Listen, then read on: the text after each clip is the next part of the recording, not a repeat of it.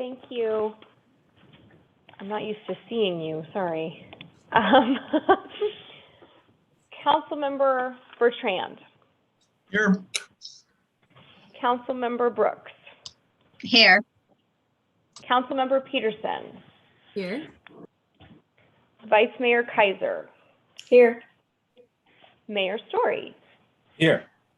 And Great. at this time, we'll thank you, Chloe. And I think at this time, we'll do the Pledge of Allegiance, and I'm going to ask Councilmember Bertrand to lead us in that.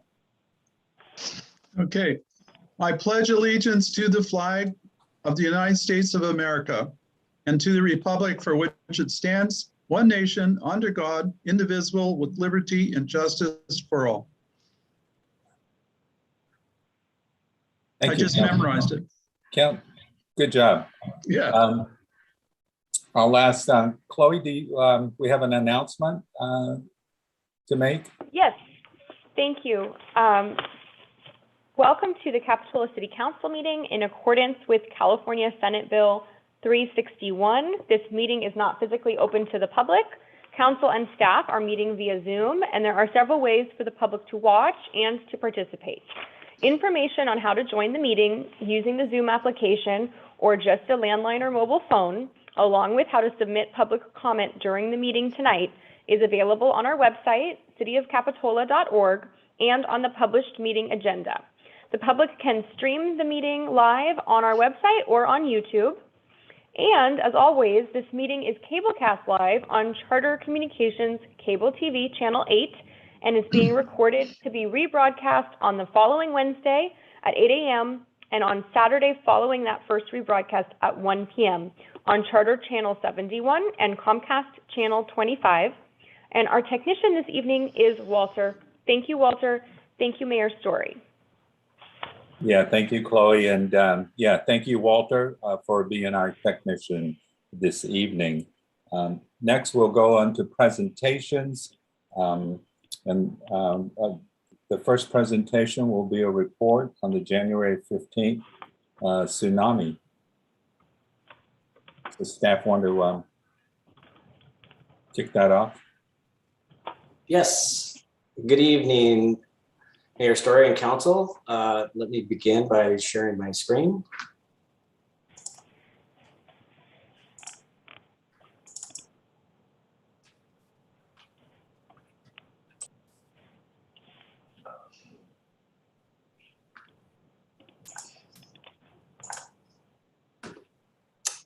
Okay. Larry, can you see my screen? Chief Daly, you're sharing your notes screen. Okay.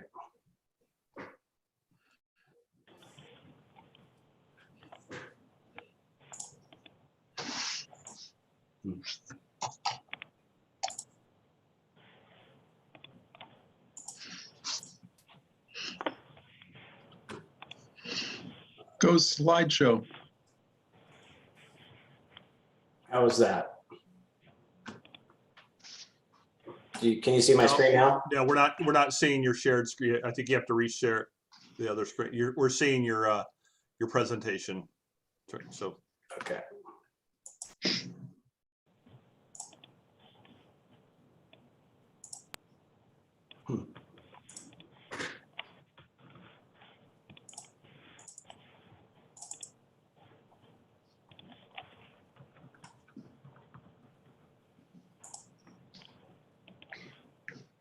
How are we doing there? unfortunately, we're not seeing your screen, your shared screen right now. Okay. We're seeing your the full file folder. Okay. Would you like me to share it, or? Yeah, if you want to do that, Larry. Okay. Please. Yeah, absolutely. Oh, I'll just get out. Sorry, it'll take me a second now.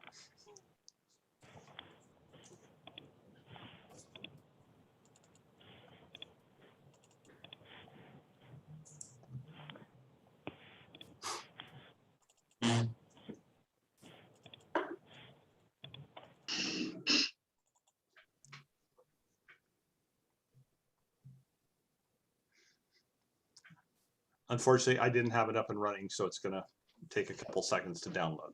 My apologies. Mayor Story, should we shift over? I think we have some staff introductions that Captain Ryan was going to do. Should we just slide into that till we get this figured out? Yeah, I think that sounds appropriate. Thank you for that, Chief Daly. Is Captain Ryan, are you ready to fill in? I'm ready. Okay, He's always ready. take the I'm floor. always ready. Uh-huh. All right. Good evening, council members and Mayor Story and city staff. I get to give the best presentation so far of introducing you to new people that work for the city. So I'm just going to briefly talk about one person that it can't be here tonight, but Allie Workman, who's one of our new parking enforcement officers, who came to California from South Dakota as a junior in high school and went to Cabrillo College studying criminal justice. She worked for San Jose PD doing parking enforcement over there, and also Santa Clara PD doing special events. And we recently hired her, and she's doing a phenomenal job. And she really picked up, she has a lot of experience in parking and very knowledgeable of the city. Her mom actually lives in the city of Capitola. She's got 2 young kids, 8 and 2. So I just want to welcome her. She can't be here tonight, but you will see her out and about and around. So welcome to Allie. And then secondly, I'll invite Jose Lopez, come on in. Come on over here, stand in front of the camera. All right, so this is Jose Lopez, who he actually came to us at 14 years old and as an explorer. He just had his 21st birthday, one day after my 30th birthday on the 15th.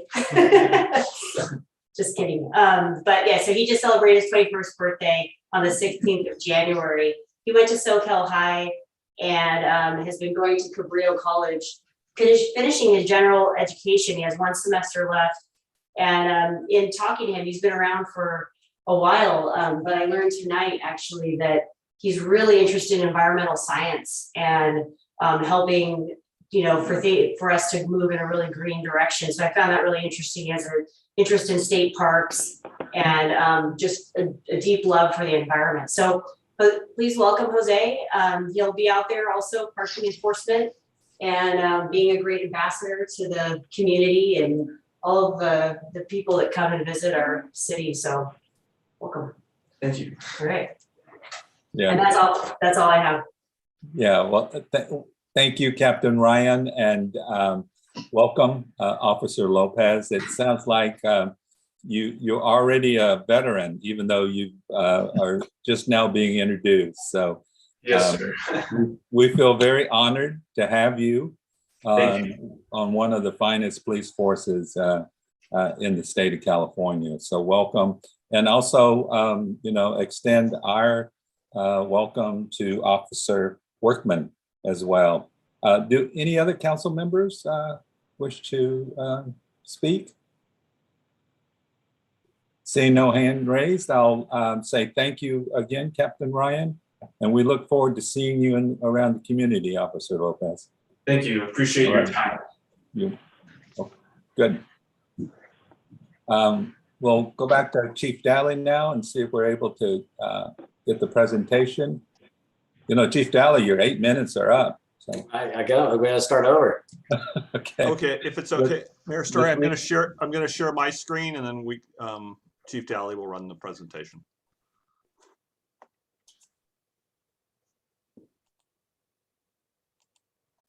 Okay, do you see that okay? Perfect. Okay, thank you. All right. So again, good evening, Mayor Story and council members. I'm here this evening to talk about the weather event that we had a couple weekends back on January 15th. It ended up being an underwater volcanic eruption out in the South Pacific near Tonga, which created a tsunami event of surging waves that approached the Capitola coast and the Central Coast. So next slide. So on January 15th, it was early Saturday morning, our dispatch center along with Central Fire received the tsunami warning, or I'm sorry, a tsunami advisory. And what happens is once that happens, the notifications kind of go across the region, and then they start updating as the event gets closer, and as the impacts on land, they can start to judge them. And so they start to rank the different tsunamis, one being the highest is a warning, the second is an advisory, and that's what we got. The third is a watch, and the fourth is an information. So that advisory continued to at about 5:27. And then at 6:30, the police department and Central Fire, with the latest information based on the developing weather or the tsunami event, we decided to make some reverse 911 notifications to the village area. Next slide. And here's just an idea of what those different advisories kind of look like. So we were in that orange category, which is definitely something to be very concerned about. And I'll kind of touch on it, but the 2011 event that really impacted the harbor, that was a tsunami warning. And again, we'll talk a little bit about how that impacts our coast along with the tides and the weather. And so we were in the advisory, which is to stay out of the water and away from the shore. And that fell within the 1 to 2 foot range, which the advisories are 1 to 3 foot surge. Next slide. So we put together an action plan. So the police department and Central Fire made a unified command. Like I said, we did the public announcement or the reverse 911, focusing on the low-lying areas of the village. Sergeant Sloma and Captain Ryan were monitoring and began staging our police department assets to higher ground. And then, so like I said, what we look at when the event approaches is that we look at what the current tide is and the expected time that we get the surges. Like I said, the tsunami surges, we look at that impact, like this was a 1 to 2 foot. We look at the creek flow because Soquel Creek, and then we also take into account the wind if there's a swell event or rain, because that would be additional water coming down Soquel Creek. And so based on the information that we had, we knew that high tide was going to be would be at 8 a.m. with a 5'5" high tide, and we're looking at a 1 to 2 foot surge. So we anticipated that we'd be in about the 7 to 7.5 foot range as far as the water. So at about 8:30, the tsunami did arrive. Next slide. And this is a really cool graph. If you look at the top graph actually shows the Soquel Creek water levels. And you can see right at 8, you start to see the 1 to 2 foot surges on that upper graph. And it kind of plateaus off, and then you'll get those surges later on. And if you'll also look at the lower graph, it talks about and I think Larry's highlighting there, but that's the barometric atmospheric pressure. And so that actually shows the correlation of when the volcano erupted was at 4 a.m. And that put the barometric pressure, obviously we felt it here. And then it shows kind of like I said, you'll see the surgeon arrives here in Capitola at that 8 o'clock. Next slide. And so this was a video that I was able to obtain off the internet. We want to give thanks to Tech Minds, but go ahead and play it. And this shows the backflow of the water.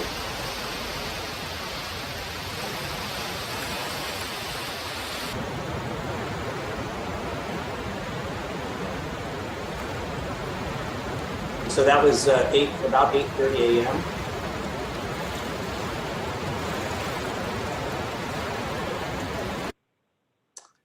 And so that was a combination of the high tide with the 1 to 2 foot surge.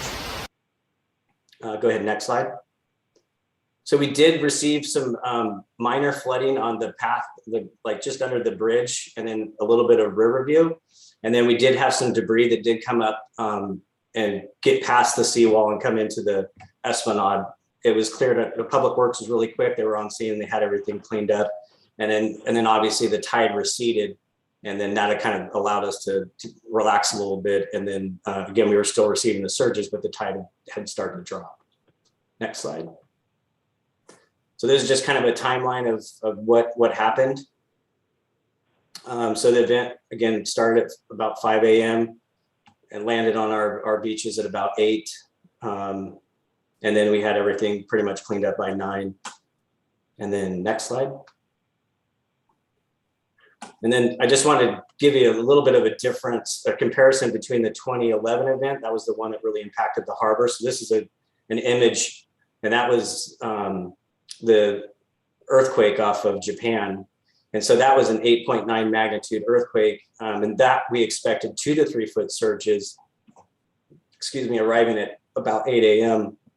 What we had at that time, though, was a low tide of 0.7 at about 9 a.m. Then it was dropping. So in that event, the tide was definitely in our favor, but you could tell that the impact of the harbor was obviously magnified because of the really big swings in the tide as the water kind of filtered through there. And again, this event was not a warning, but an advisory. And then we were expecting the 1 to 2 foot surges at 8, and then with the high tide at 5.5. So next slide. And that's the end of my report. I'm happy to answer or any questions that you have.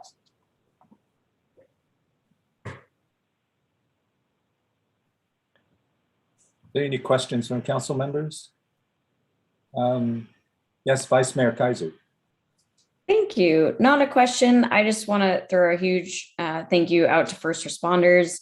I think you guys handled it really well. I know there was a rogue, I'll say, swimmer out there at some point during the tsunami, which seemed a little crazy to me, but it called on a lot of hands and a lot of work. And so I just really appreciate you guys being responsive, CAL FIRE and lifeguards as well. So thank you so much. Absolutely. Thank you. Councilmember Bertrand. Thank you very much, Mayor. So Chief, I got several calls asking me about, what was going to happen. They knew about the potential tsunami, and I knew that I thought we would be getting an alert, because we usually get alerts for various things, highway and stuff like that. So now I understand the process. You did the alerts for the most easily impacted, along the Esplanade. But I was wondering if we could, I don't know if the other council members feel the same way, but I would have liked to have told them, what was going on. That's all. And so if I had some sort of message, like the alert, I would have been able to inform them, short of going online, which I did not know. So I don't know if that's a possibility. Because Jamie sends out messages usually when something's happened in the village, because he knows we'll probably get questions. So that's the reason why I'm asking. Yeah, I mean, I can look into that for sure, as far as the notification for our council. Okay, thanks. The one other thing that I'll share is that during tsunami events, it's always a challenge between informing the public and also inviting the public. So the morning when that was about to take place, Captain and Ryan and I were in close communication, and we jointly made the call not to do an ICSL because we were concerned about it bringing more people to the village, and it was an advisory. So that was a little bit of the logic behind it. But for sure, in hindsight, we've done a debrief, talked about what our response was and opportunities for improvement. And I think that, there are some lessons learned for us in this as well. Okay, thank you. I didn't get many inquiries. I was just stating, my particular situation. Councilmember Peterson. Thank you. I just want to reiterate Vice Mayor Kaiser's appreciation for our first responders and our public works crew and everyone that responded to this.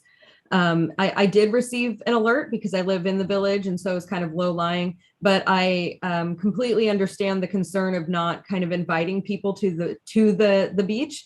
I was happening to be on my way to my parents' house in Live Oak around the time that the large swell brought all of the debris into Capitola Village.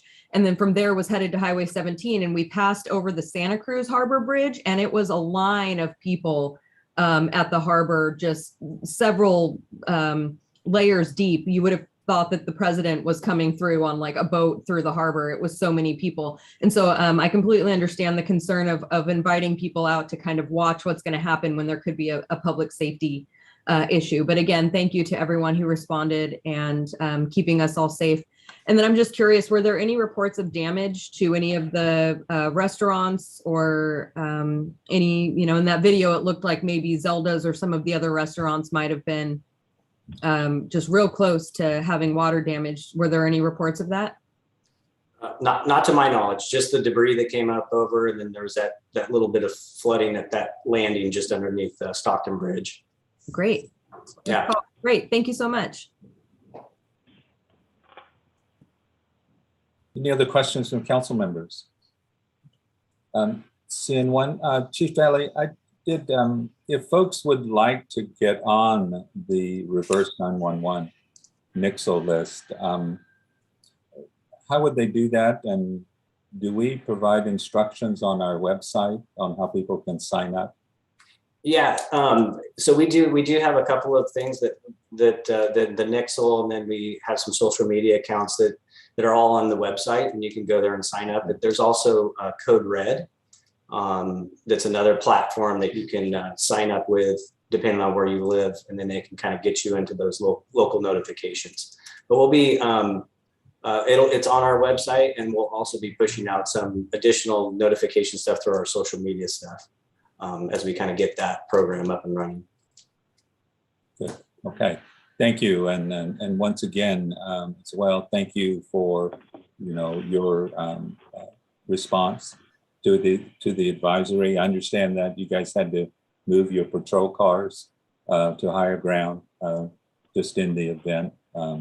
And you coordinated with Central Fire. And so, a job well done. And, I think unfortunately we live in an area where this may be a reoccurring event. And it's, we should have, I think, heightened attention, to that possibility. So thank you with that, and seeing no further questions, I'll move us on in the agenda. Which will bring us to additional materials. Does the clerk have any additional materials for this evening? Yes, thank you, Mayor Story. We received a few. There is an additional application that came in regarding item 8A, the appointments.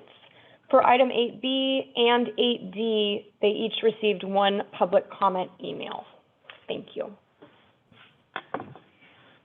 Thank you. Are there any additions, deletions to the agenda? Staff has no changes. Changes? Okay. With that, we'll now move on to oral communication by members of the public. This is an opportunity for members in the public to address the council on items that are either on the consent agenda for this evening or not on tonight's agenda at all. If you'd like to speak, just raise your hand on the Zoom application or dial *9 on your phone. Our moderator, Larry, will unmute you and you will have 3 minutes to speak. You can also send an email to publiccomment@ci.capitola.ca.us. Emails will be read for up to 3 minutes. Barry, it looks like we have one attendee with their hands up. Yes, Mayor Starr, we have one attendee with their hands up. It's the number is 873-384, and I'm allowed to talk at this point.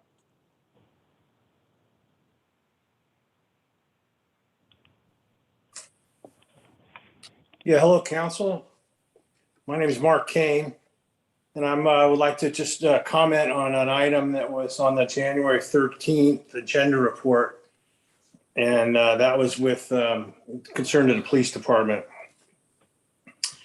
So it was like 2 years ago at this time that Sam Story wanted Capitola declared a homeless crisis location. This fabrication, this designation made Capitola eligible for straight grant money. This application was to be submitted without any public input. Following this discovery, a special city council meeting was held and the public responded negatively. Now here we are again with Mayor Story, whose work history is very connected with the nonprofit homeless industry. Council's instruction to police to study how Capitola might align itself with Santa Cruz and their citywide parking permit program is alarming. City of Capitola spends over $300,000 per year on nonprofits. What is the benefit to Capitola? If any money is to be spent on homeless, it has been proven to be most effective if the money is spent to enhance existing services. In our case, this means Watsonville and Santa Cruz. Duplication of services is a waste of money. I love Capitola. The men and women of our police department do a fine job of keeping visitors, residents, and businesses safe and secure, despite the many obstacles of today's California. The thought of council influencing police on what to concentrate on in terms of enforcement is wrong. Changes to existing laws should not be made without public input. Thank you very much. Thank you for your comments, Mr. Kane. Larry, is there anyone else that would like to speak? Mayor Story, I do not see any other attendees wishing to speak on this, and we have not received any emails on public comment. With that, we'll move on to staff comments. Item 6.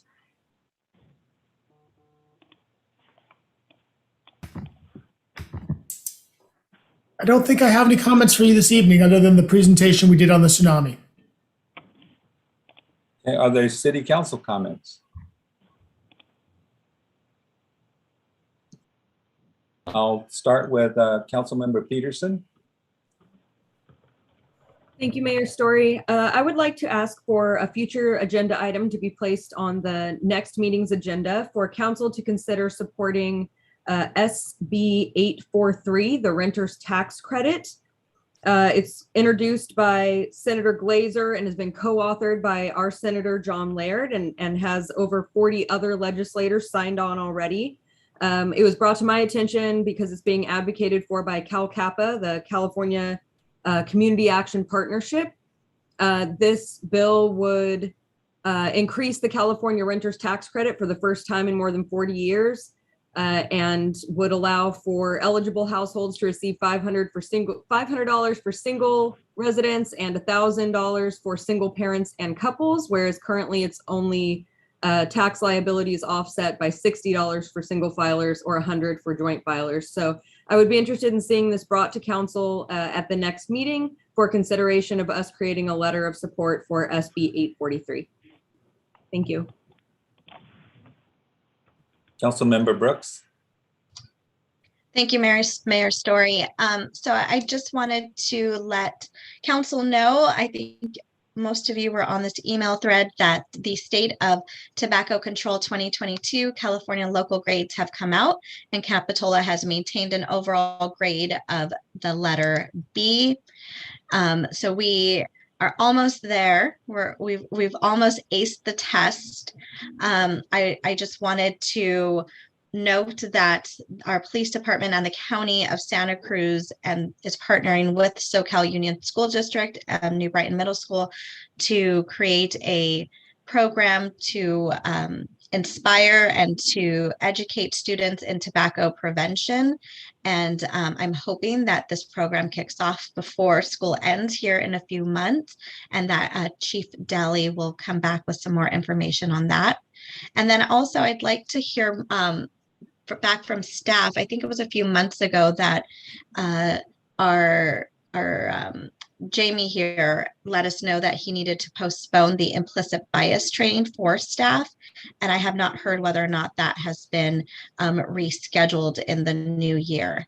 And since we're going to be talking about the next year and planning, I'd like to know where we're at for this particular training that we've funded. And that is all I have. Thank you. Right. Thank you, Councilmember Brooks. Councilmember Bertrand. Thank you, Mayor. Upcoming RTC meetings should be of interest to people in Santa Cruz County. Recently, it's been reported that the RTC is going to vote to do an adverse abandonment of the Felton Roaring Camp line. And this is an action that will be explained at the RTC meeting on February 3rd, starting at 9 o'clock. But just to let you know, the meeting is going to deal with a report. There's not going to be any action taken. The commission decided that it would be a good idea to basically talk about all the issues that are related to what the RTC is trying to do to create an interim trail on the Santa Cruz corridor, and to also preserve the corridor for any future passenger action. So all these things are actually connected. Like I said at the last meeting, it's fairly complicated. I don't want to take the time right now, but I would like to let you know that there is a dispatch or a report on the website now, if you'd like to look at that. And it states very clearly that there is no intent to adversely affect the operations of the Roaring Camp Railroad Company. In fact, we feel otherwise. We would like to work with them and do as much as possible to advance their mission to serve the public and the visitors that we also serve here in Capitola. So again, the meeting is February 3rd, 9 o'clock, and you'll get a full report and discussion of how we got here and what the implications are. And also, so you know, we're not taking a vote. And to also repeat, there is no action right now being contemplated to do anything to adverse, nor in the future, anything to adverse the operations of Roaring Camp. Thank you. Hey, thank you, Councilmember Bertrand.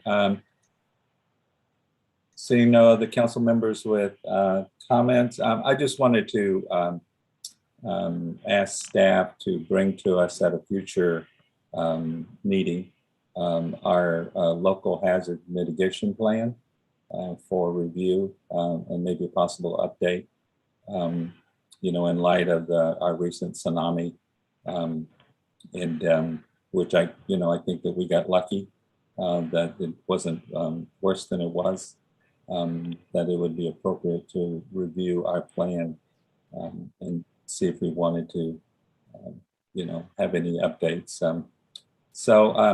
Yeah, if we could request that, and we'll now move on to item 7, which is the consent agenda.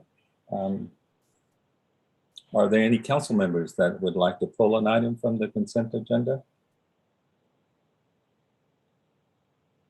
Councilmember Bertrand? Oh, you're on mute. Okay, no, your hand's up now. Okay, so it looks like there's no request to pull an item. I'll entertain a motion to pass the consent agenda. I move the consent agenda. I can second that. So there's motion by Councilmember Bertrand and a second by Vice Mayor Kaiser. Can we have a roll call vote, clerk? Councilmember Bertrand. I agree. Councilmember Brooks. Aye. Councilmember Peterson. Aye. Vice Mayor Kaiser. Aye. Mayor Story. Aye. Thank you. Now we'll move on to general government, item 8, public hearings. And the first public hearing is to appoint representatives to the Art Cultural Commission and the Finance Advisory Committee. And the recommended action is to appoint representative to those city advisory bodies. Can we have a staff report, please? Yes, hi. Thank you, Mayor and Council. Moderator Larry, are you seeing? I am not seeing the slideshow. I'm seeing the smaller version of it. Okay, I think it's just taking a second. Right. Thank you for everyone's patience. How about there? No, we're seeing the Okay, your it's comments just, slide. I'll switch it. It's just loading Okay. very slowly. Yes. I apologize. You can probably see I'm trying to. Okay. That looks great. Okay. Okay, great. Thank you. I appreciate the patience. So we've been here before. This is going to be a quick item. Council, it is time to make a few appointments to 2 different advisory bodies. The first being, and let me try to switch through here. Okay. The first being to the Art and Cultural Commission. There are 2 actions here this evening. One is to review your current city council representative. Our honorable mayor, Sam Story, is in that position at the moment. So we would love for you to review and make a determination on that. And there are 3 at-large members with terms that expired, at the end of 2021. All 3 of them, their names are listed here, did provide their intention and their desire to continue serving. And we did receive 1 application, which was in the packet for you this evening, and her name is listed here. So we can do 2 things. My recommendation for this advisory body would be to come to an agreement on who you would like your city council representative to be, and then we can move into making a motion and appointing for the 3 at-large seats. Does that make sense to everyone? Okay, I'll let you deliberate. Well, let's see that on the council appointment is, Yeah. well, are there other council members that are interested in being on the Art and Cultural Commission? I'm Councilmember Bertrand. Oh, you're on mute, council member.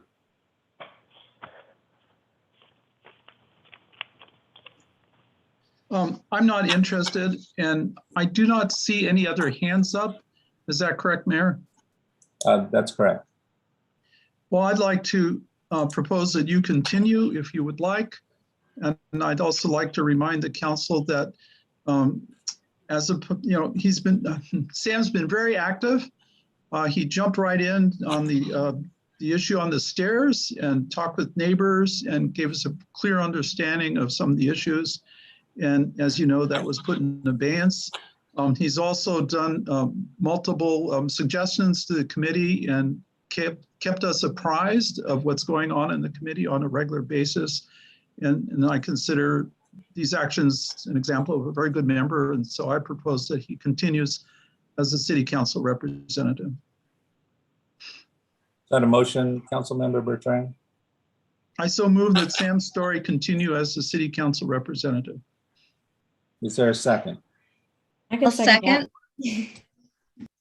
God, we have the whole committee, all of us seconded. There's a motion and a second. Before I call for the vote on that particular item, I did want to go out to the public and see if there's any comment from members of the public on the motion on the table. If you'd like to speak, raise your hand, or you can use your Zoom application, through your Zoom application, or dial *9. The moderator will unmute you and you will have 3 minutes to speak.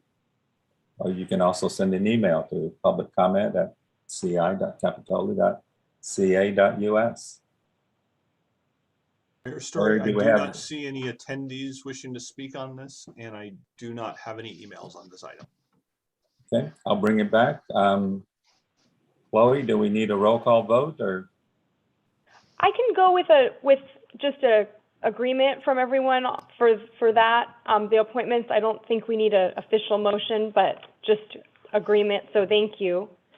Okay, well, I'll just go for a voice vote. All in favor, say aye. Aye. Aye. Any opposed? Any abstention? Sounds like the motion passes unanimously. Thank you. So we'll go to the other members of the Arts Commission.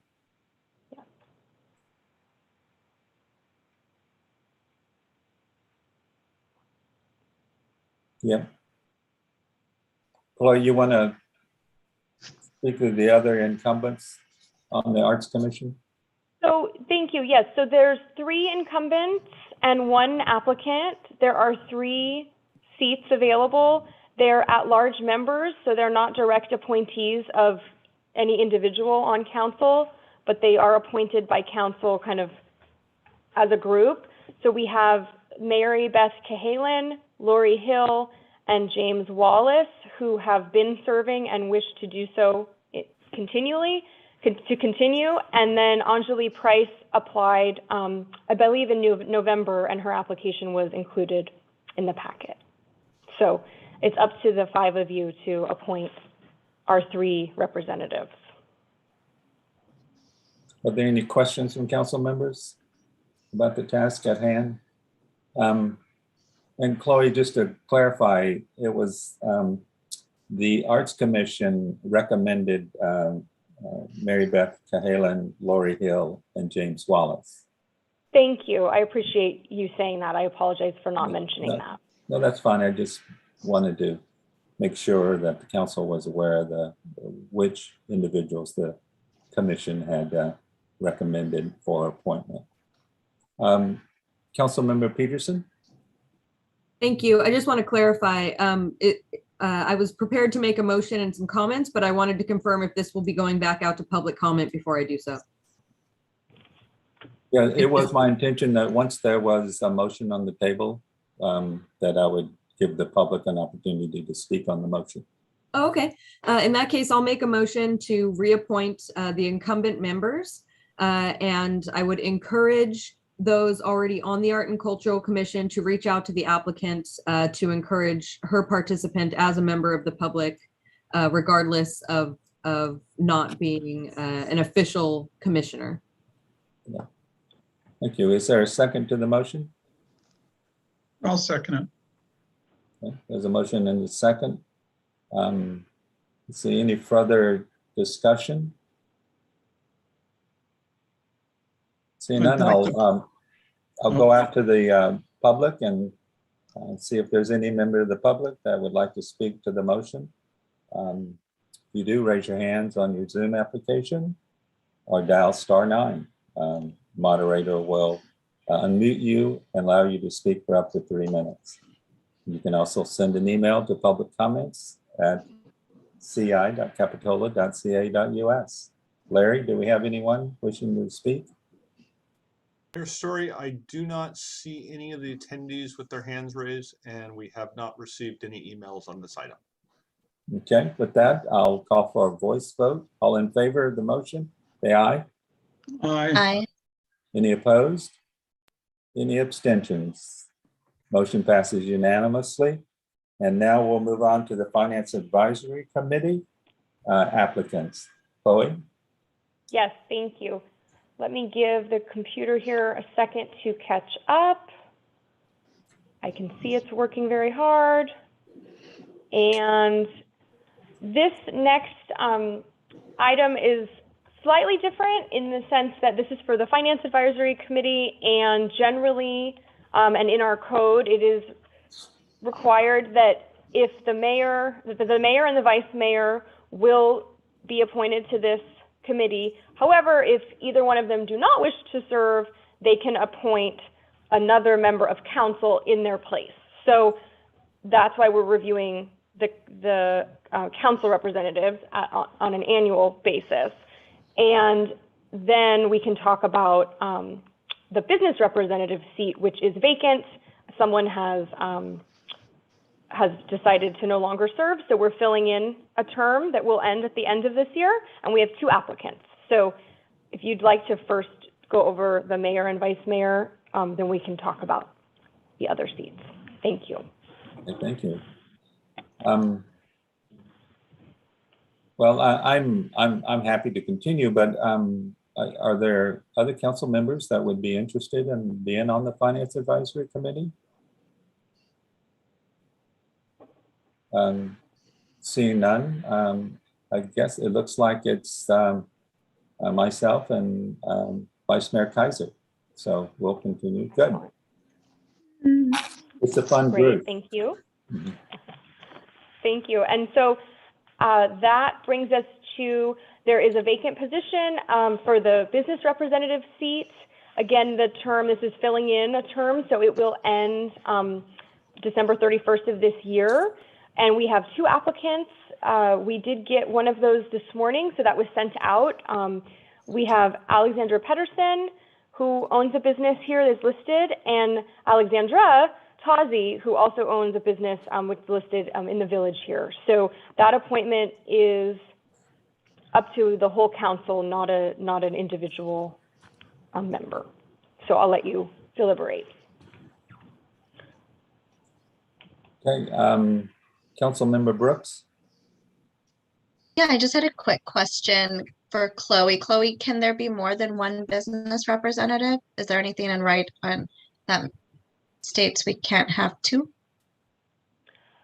That's an excellent question. The city manager and myself were just looking at our resolution. I believe it's written to say there is a business representative, which implies 1. There is nothing in there that says there must only be 1. So this is up to maybe the 5 of you, maybe our attorney, maybe our city manager. That's a great question.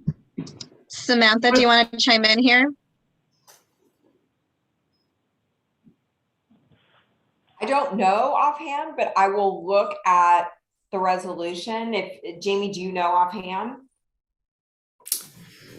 I mean, I know that the resolution specifies the membership in the FAC, and it doesn't call for 2 business representatives. Whether the council has the latitude to appoint more on the resolution, I don't know offhand. I know historically we have had 1 business rep that was usually nominated by the Chamber of Commerce.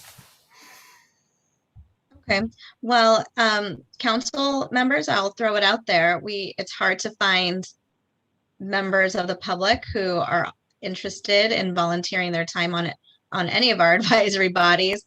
And so this is an opportunity for our businesses two business members to participate. And I would be open to making a motion to appoint both Alexander Peterson and Alexandra Tozy as our Finance Advisory Committee business representatives.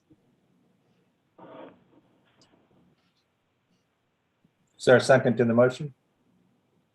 I'll second that. Okay, seconded by Councilmember Peterson. Any further discussion? I still have just a quick comment. Yeah, go ahead, Councilmember Peterson. Thank you. If I'm seconding that motion, and if for any reason it's determined by staff or our city attorney later down the line that this isn't something that's appropriate or allowed, then I hope that it would come back to us so that we could consider either amending the ordinance for the committee or providing an opportunity for perhaps a representative and an alternate, or a representative and an ex officio member that doesn't have the same voting rights, with, something along those lines. But for now, I would just like to clarify that I am seconding that motion. Okay. Thank you. Councilmember Bertrand. My concerns were similar. I had a different take on it, but if there is, as Kristen led off, if there is determined by our lawyer that this is not the case, that we can have 2 from the business community, and yes, bring it back to the council to decide. And I think I agree with Yvette that it's really good that people have volunteered. Having 2 from the business community, I think, is an important liaison with the city. So I agree completely with that sentiment. And the business community has been very active and obviously in our city for a long time. So to sort of recognize that by offering them more on the group is amazing. Thank you. Any other discussions on the motion? Seeing none, I'm gonna go out to the public and see if any member of the public would like to comment on the motion. The motion is to appoint Alexander Peterson and Alexandra Cozy to the Finance Advisory Committee. If you'd like to speak, raise your hand on the Zoom application, or you can dial *9.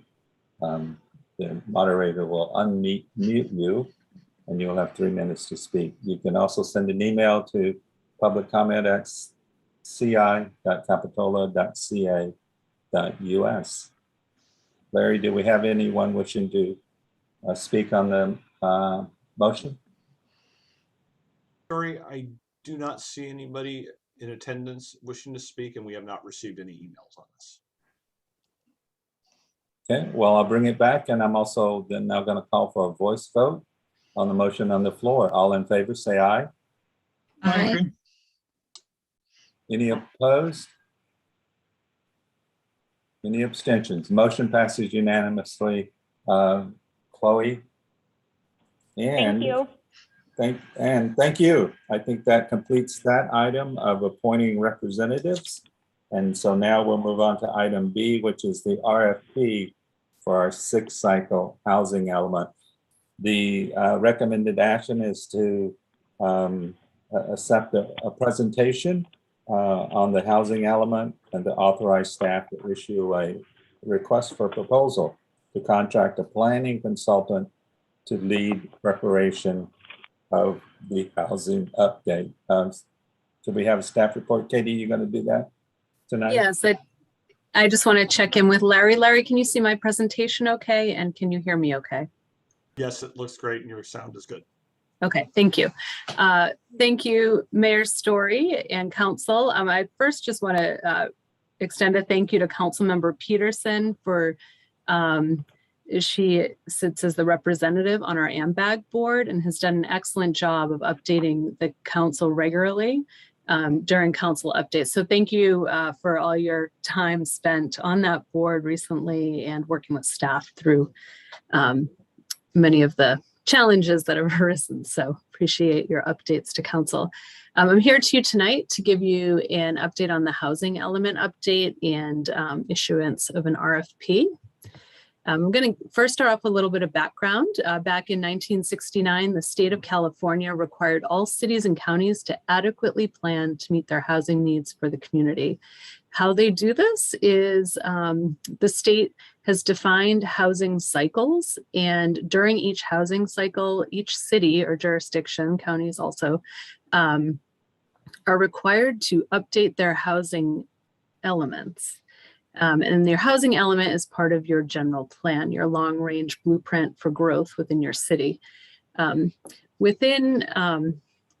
how this works is the state provides each region their regional housing needs assessment, needs determination, and that goes to our local COG, and ours is AMBAG, and the COG has to distribute the regional housing through to all the jurisdictions within the COG. So for AMBAG, over the past 9 months, they've been working through their formula of how to distribute the housing numbers that came down from the state. And the most recent housing numbers through the state tripled since our last housing cycle. And I'll get into those numbers shortly. So where are we in the process today? So right now we've got our new number from the state for the region, and it's approximately 33,000. They've gone through at a board level and discussed the allocation methodology. A couple weeks back, there was a vote by the AMBAG for the draft allocation that's now being submitted to the HCD for review. HCD, I believe, has 2 months, and then they'll provide comments to the board, and then the board will have to vote on a final allocation. That final allocation, there's an appeal period of, and then once it becomes finalized at HCD, then we'll have our final number that has to be, that allocation has to, we have to show how we're going to fulfill the housing need within our housing element update. And our local housing element update is due December of 2023. So right now we're at the draft allocation. I'd be happy to come back when we've gotten HCD comments and the board is prepared to vote on the final allocation and really break that down for you. I haven't put the draft allocation in my presentation this evening because it's not final yet. And I think there's going to be some more massaging that's done at the state and then local level. So in terms of numbers for the background, the fifth cycle, which we're currently in, our region was allocated 10,043 units. Capitola specifically was assigned 143 units. In the sixth cycle under the draft, so the sixth cycle, our region was assigned 33,274 units.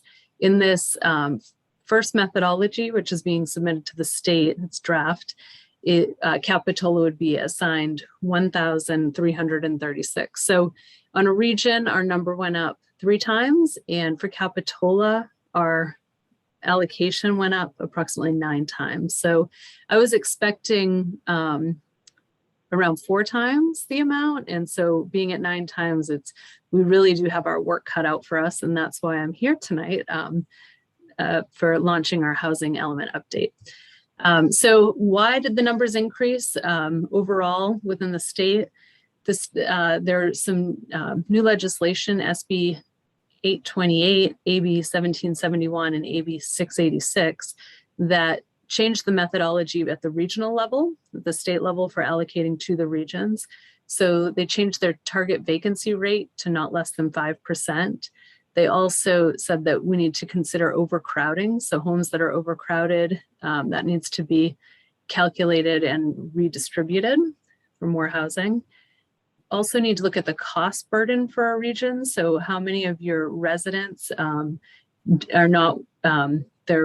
are spending more on their housing than the affordability of 30% of their income going towards their housing costs.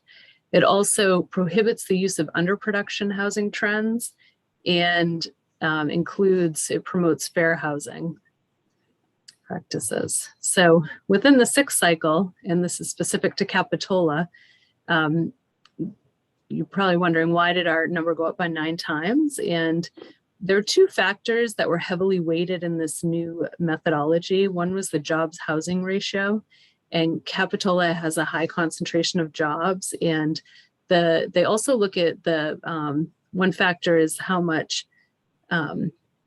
our employees are paid in Capitola. And so if you have a high concentration of jobs at lower rates of pay, that it shows more need for housing.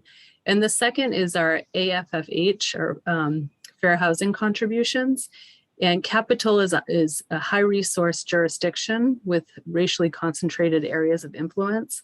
So due to that, the fact that we have high resources and then racially concentrated areas of influence and a lot of residents with high incomes, our allocation is also higher for that. And the AFFH contributions in the current methodology is extremely high as well. And those jurisdictions that do not have that are not high resource jurisdictions with great schools and great jobs, they're not taking in any of those numbers. They don't have to contribute. So it's only the cities and counties with high resources that are taking on that large contribution towards AFFH. So as we're looking at updating our housing element, it's due on December 2023. There's one more state law that was passed, AB 1398, that I want to make you aware of.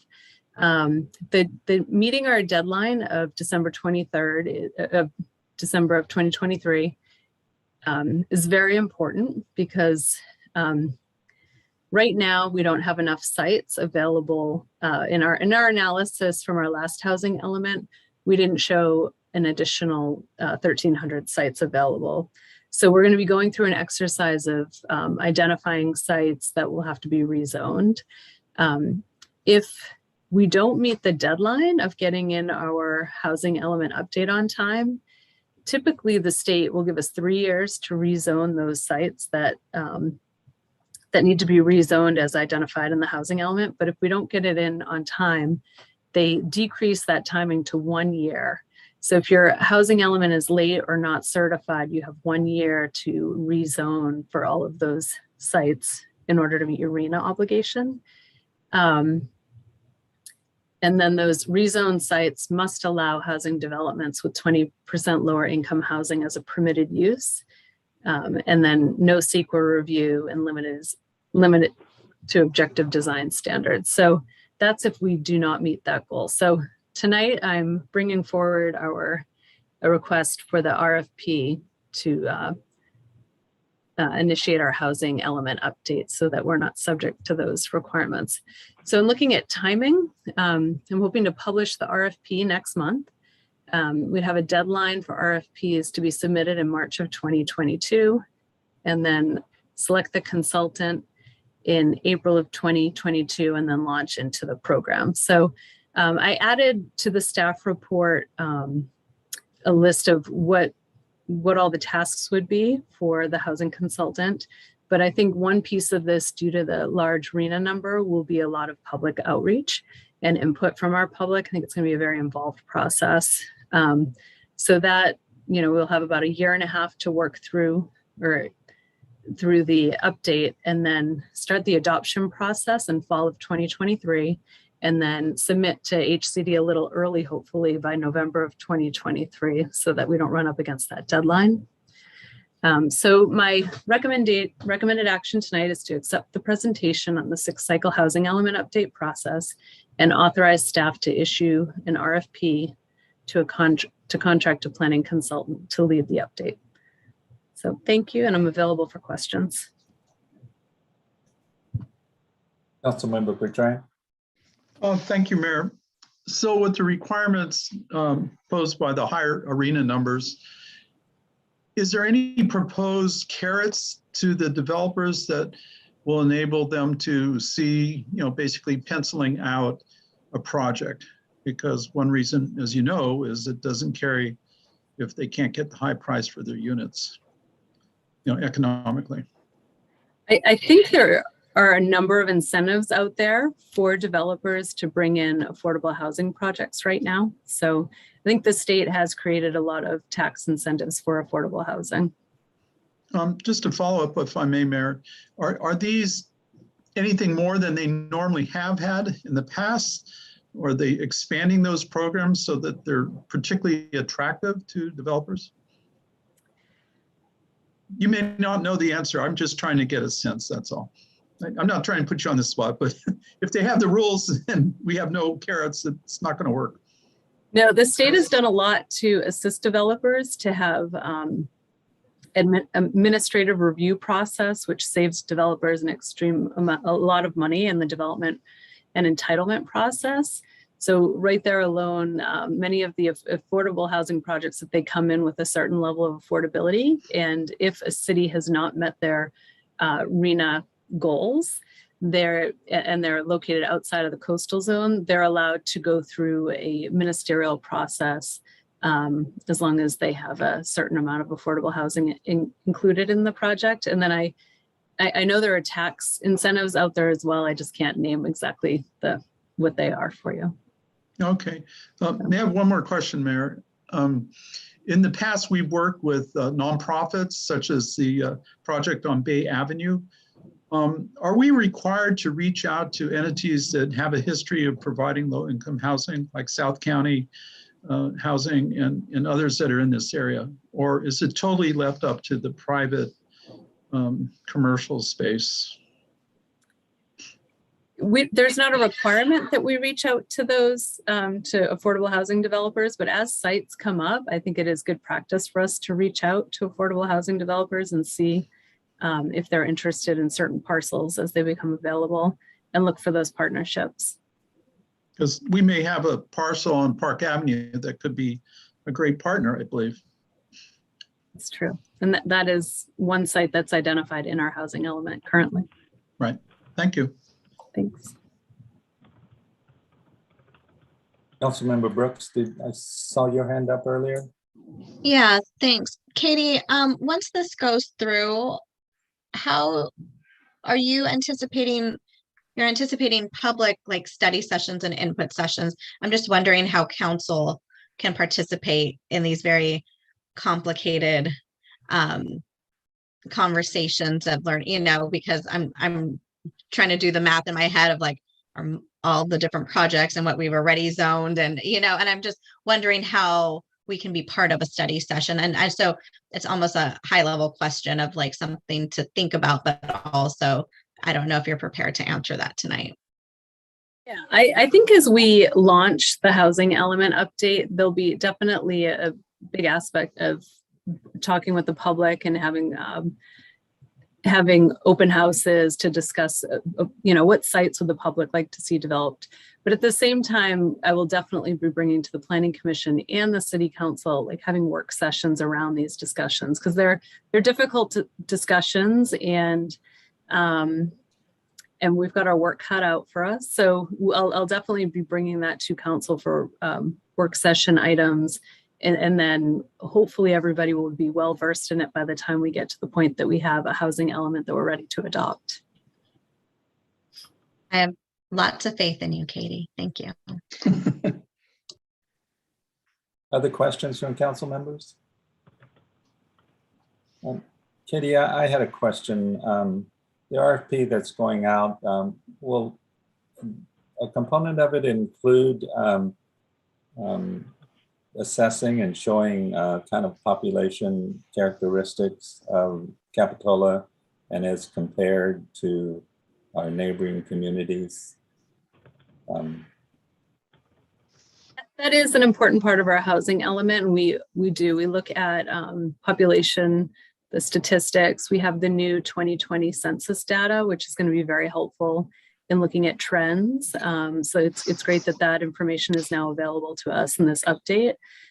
So yes, we do look at the trends. We look at housing trends. We look at special populations within our city that need additional assistance with housing. So we break down all those statistics.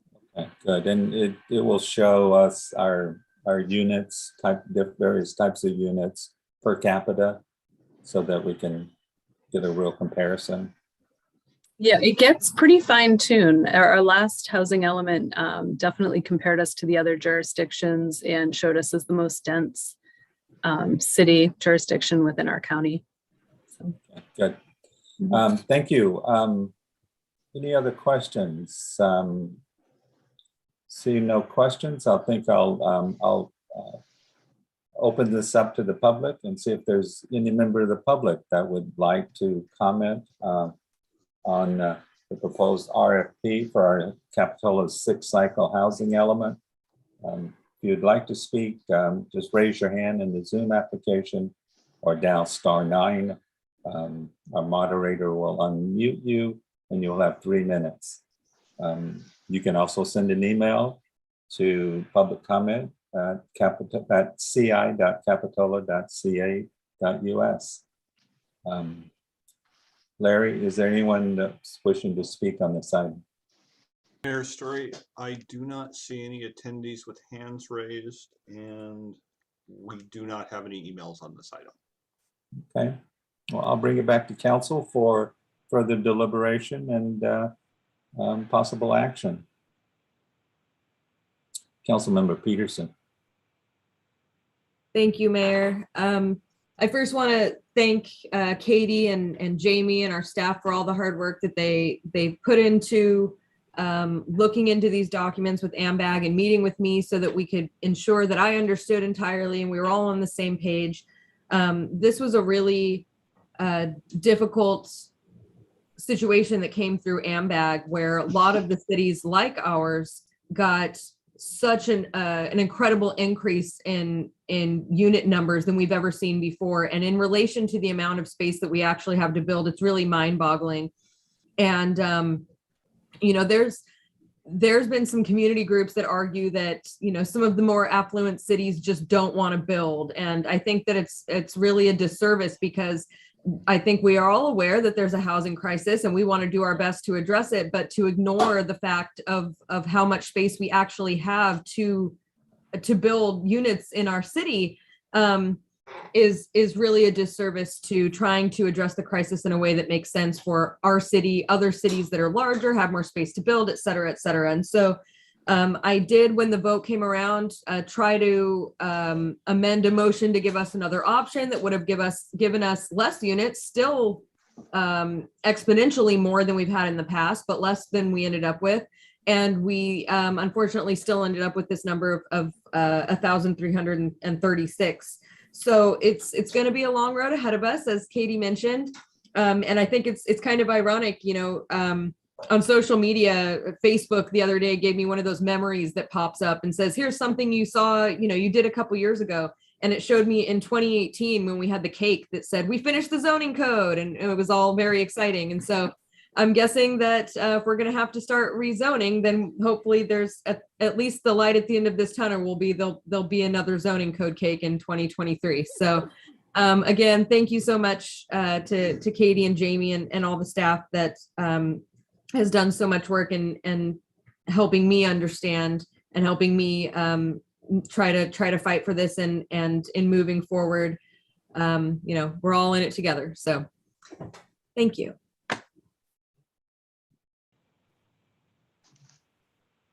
Councilmember Bertrand. Yeah, I'd like to thank Councilwoman Peterson for her involvement in AMBAG and keeping the board informed, and also fighting for the city of Capitola. I think we all appreciate that. And certainly I agree that the planning department has done an excellent job. These reports and studies and changes in our code keep coming. I don't think they'll ever stop, but I'm glad you're doing the work that makes it possible to keep it in play. Thank you. Thank you, Councilmember Bertrand. Any other council members would like to speak on the item or make a motion to approve the RFP? I'll move approval of the RFP. Okay, we got a motion. Yeah, we have a motion by Councilmember Peterson and a second by Councilmember Bertrand. Before we take the vote, I also wanted to thank Councilmember Peterson for all her hard work at AMBAG and to acknowledge her no vote on this particular formula that ended up in these results. And yeah, it's going to be a challenge to Capitola to be able to, meet these numbers. But with that, I'll call for a roll call vote. Councilmember Bertrand. I accept. Councilmember Brooks. Aye. Councilmember Peterson. Aye. Vice Mayor Kaiser. Aye. Mayor Story. Aye. Thank Motion you. passes unanimously, and we look forward to working on this further with you, Katie. Thank you. With that, it brings us to item 8C, which is the fiscal year 2021-22 mid-year budget report. The recommended action is to receive the budget report and adopt the proposed resolutions amending the fiscal year 21-22 budget. And are you going to present this to us this evening, Jim? Yes, I am. Thank you, Mayor Story, and good evening, members. You're very welcome. Yeah. Oh, go ahead. Yeah, no, just the floor is yours whenever you're ready. Okay, give me one moment to share my screen.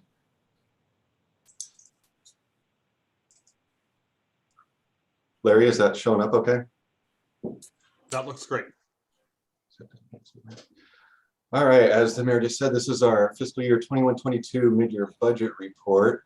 So just quickly to review some financial highlights. Unusual, given, or not, I won't say unusual, but unexpected, we have an increase in available resources from both ongoing and one-time funding sources. On the ongoing revenues, we're looking at about 685,000 of additional resources. For one time, that number is about 3.35 million. As far as sales tax for this current fiscal year, we are exceeding our estimates by about 249,000. And I'll just point out right here, our budget this year actually is almost identical to what our actual receipts were for last year. So we are $249,000 ahead of budget as well as prior year. On transit occupancy tax, we're also exceeding estimates by about $457,000. And that was totally unexpected. That this one, I'll give you a few more stats on a slide up ahead, but this one's really going gangbusters right now. We also received an additional $250,000 of American Rescue Plan money. Originally, we were told by the feds that we would get about 940. We received just shy of 1.2 million. All other revenues and expenditures in the current fiscal year are tracking pretty close to our budget projections. In addition to those, our final sales tax and TOT revenues from last fiscal year exceeded projections by about 900,000. So to kind of put that into a little easier way to look at, on one-time funding, where the money is coming from, we, if you recall, we set a minimum target balance of 750,000 in the general fund. So that's what we started with. We received an additional $498,000 of sales tax above projections last year. We also received an additional $399,000 of TOT revenue last year. Again, the American Rescue Plan money of $250,000. We also have about $750,000 remaining from the library project. And then our other general fund revenues, everything else outside of sales tax and TOT, came in about a little over $100,000 over projections. As a reminder, we still have our COVID stabilization account with $600,000 in it. And as far as ongoing available funding from a staff recommendation standpoint, we're looking at sales tax of about $225,000, TOT 420,000, bumping up our building permit revenue by about 30,000.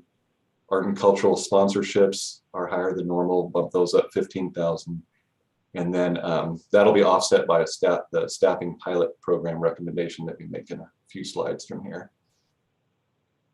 As far as a revenue review, we're about $750,000 ahead of where we were at this time last year. You can see again the taxes, primarily sales tax and TOT, is a big piece of that number. Our charges for services is rebounding nicely. So there's an additional 220, almost 230,000 there. It's tracking a little ahead of budget, which is about normal for this time of year, but making a nice rebound. Licenses and permits are right where we expect them. The intergovernmental is showing at 4% of budget, but that budget is primarily this year's American Rescue Plan funding. So we have a budget, I want to say it's about 1.2, 1.3 million, and we'll get the second installment, final installment of the American Rescue Plan money right at the end of this fiscal year. And that'll bring us whole there. Fines and forfeitures are tracking pretty close, a little low, but that's kind of typical for this time of year. Use of money and property, low, but it's a low dollar amount. That seems to always bounce up in the spring. And then our other revenues are a little behind last year, but tracking right where we would expect them. I will say on the taxes, it shows 42.4%. That's typical for this time of year. We haven't received our November or December sales tax payments yet. So when those come in, that'll bring us right up to actually put us ahead of the 50%. So our proposed revenue amendments, we'd like to increase our sales tax revenue budget by $225,000, and that's combined Bradley Burns and district taxes, $75,000 for each. And this will return our budgets, our sales tax budget, to pre-pandemic levels, and is consistent with our sales tax consultant HDL's recommendations. On the TOT, we'd like to increase that budget by $420,000. Like I said, TOT has really caught us off guard. We're currently on pace to hit $2 million in revenue, and our highest annual revenue in any year pre-pandemic was $1.6 million. So I don't know I believe it's just higher room rates. I don't know that we have a lot more people. We spoke to the Santa Cruz County Marketing and Tourism District, and they're not seeing a whole lot more in room activity. So I think it's primarily driven by just the room rates. That 420,000 of TOT would put 392,000 into the general fund. It would increase our restricted TOT revenues by 28,000, with 15,000 to local businesses, 13,000 to early childhood and youth programming. We'd also like to increase the federal grant revenue budget by the 250,000, and that's just to match what we've already received. And then the other revenue amendments, $61,000 with 30,000 for building permits, 15,000 for art and cultural sponsorships, and after-school program sponsors, scholarships coming from the school district at 16,000. On the expenditure side, we're tracking pretty close to budget. Personnel is showing up there at 60%, but we make our $2 million CalPERS UAL payment in July. So if I back out $1 million or half of that, it puts us right at the 50% for the year. Contract services is just under 62%, but that includes all of our contract expenses, as well as every contract that we've agreed to or signed, we've encumbered. So it's contracts we've already signed for work that hasn't been done yet. So it shows a little bit higher, but that'll balance out as that work gets done. Training and memberships is a little bit low. That may pick up. It depends how the Omicron variant and if there's another variant behind it plays out, and how training and memberships or the training part, if it opens back up. Supplies are pretty close, a little bit above budget, but that's not out of whack. We had a little bit of pent-up demand. Grants and subsidies, it's at 80%. If you recall, we budgeted 125,000 for grants, our community grant program. We've given out 101,650. There was a remaining 23,350 that council directed to move over to the recreation department, and you'll see that later on our budget amendment. Internal service funds, we kind of control how that flows, so it's right where it should be. And other financing uses is basically that's our general fund transfers over to the capital improvement program. I have an amendment that I'd like to make later on. So we haven't done any of those transfers pending council's decision on the requested amendment later in the presentation. Oops, skipped away. So our proposed expenditure amendments. Staffing, so staffing is going to hit all over. I'm just going to kind of go through it. We're requesting to make the pilot staffing program permanent. If you recall, during budget hearings for this year, we reallocated $100,000 from the equipment internal service fund into a pilot staffing program. That allowed us to, if I recall correctly, we filled 2 frozen positions part-time, half-time, I believe, and added hours to one of my positions in accounting. There might have been one other one off the top of my head, I don't remember, but that would be basically $100,000 of ongoing expense going forward.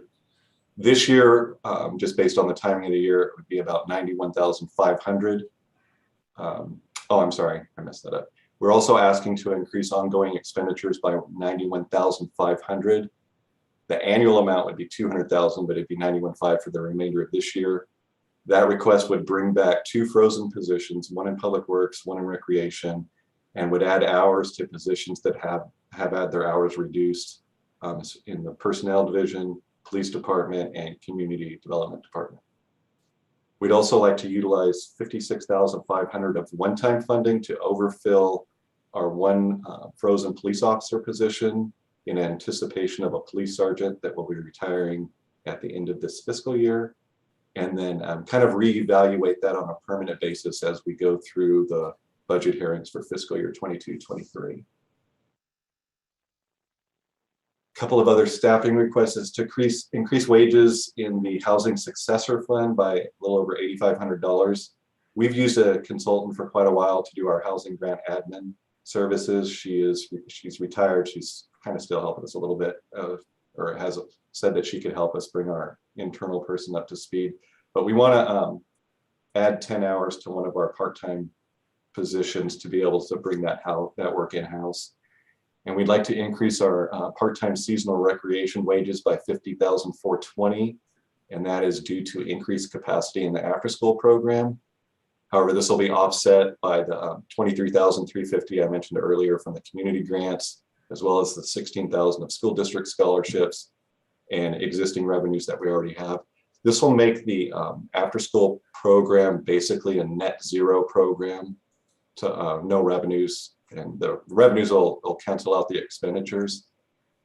Nikki and I are going to be watching this one pretty close. The modified quarantines that kids are going through is making this a little more challenging. So we'll be watching this one closely, but as of right now, we think this will get us through the end of the year and be a net zero program.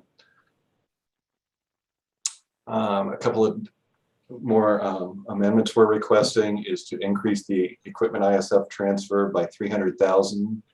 $100,000 is to replace the original reduction that we did for the pilot staffing program.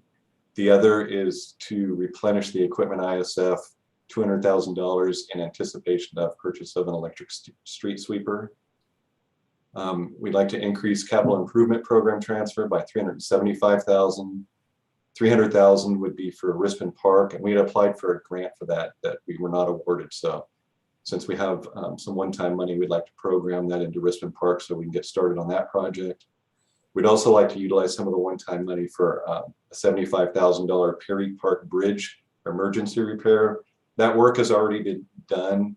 And usually what happens with these emergency repairs is we do the work for public safety and then come back and figure out which other project we can pull from. But in this instance, with that one-time money that we have available, we just like to add that to this, kind of create a budget for this and leave all of our funding for other CIP projects intact where it is right now. We'd like to increase outsourced plan checks by $43,000. And this is to cover plan checks during recruitment of I have recently vacated, I'll be vacated tomorrow, position. But this will be offset by $30,000 increase in building permit revenue, and then we're reallocating $10,000 that was programmed for outsourced inspections into outsourced plan checks. A few more. There's a long list. I have them all summarized, so we can come back and look at them all on one page. We'd like to increase personnel recruitment by $27,000. This is actually to cover the cost we've already paid for the recent police chief recruitment.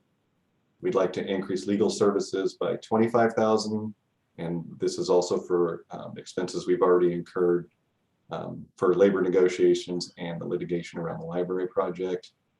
And the final few budget amendments, a little over $16,000, include $5,000 for the beach festival, $2,500 for supplies in both museum, and $2,500 for art and cultural, and then increasing the Twilight concerts budget by $6,150. Again, that's offset by increased sponsorships.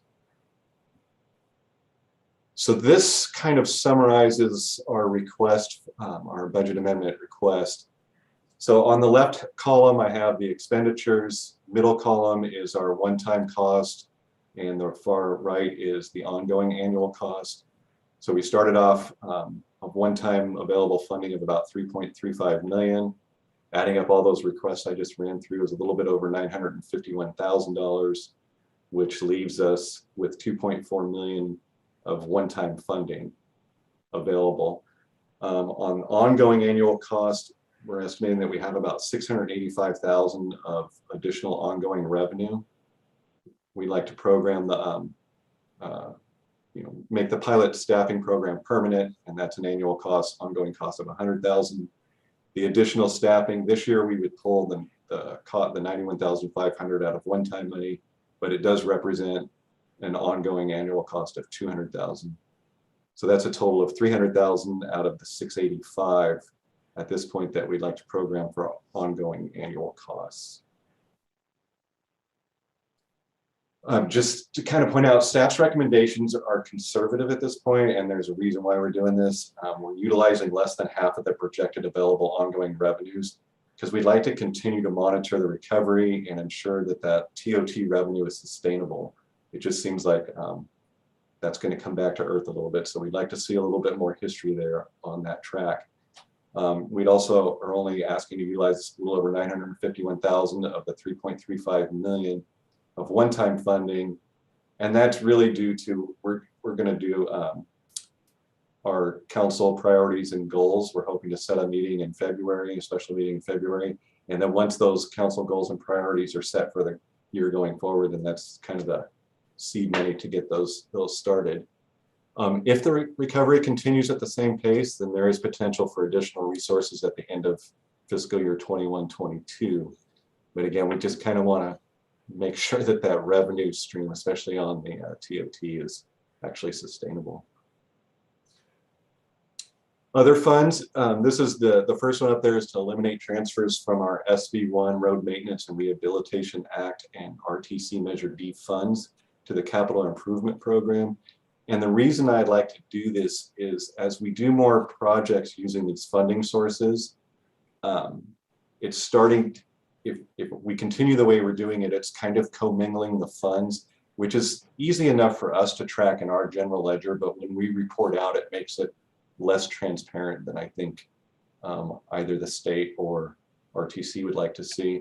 So we would still utilize those funds for the exact same projects. This is just kind of an accounting change to keep them separate from other general fund dollars that are going into the CIP program.